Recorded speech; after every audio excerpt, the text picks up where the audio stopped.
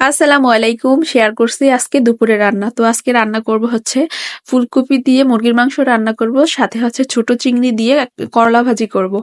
তো এখানে আমি প্রথমেই মাংসটা রান্না করব, সেই জন্য আমি এখানে কড়াইতে পরিমাণ মতো তেল দিয়ে ফুলকপিটা ভেজে নেব। ফুলকপিটা আমি এখানে লাল লাল করে সুন্দর করে ভেজে নেব।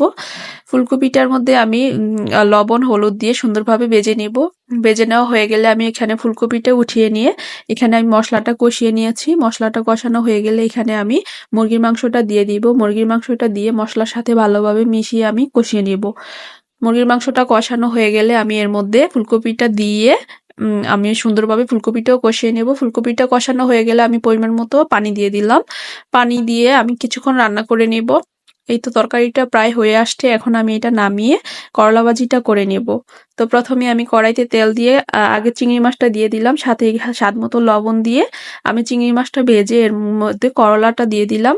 করলার সাথে হচ্ছে পেঁয়াজ কাঁচামরিচ দিয়ে ভালোভাবে নেড়ে করলা ভাজিটা করে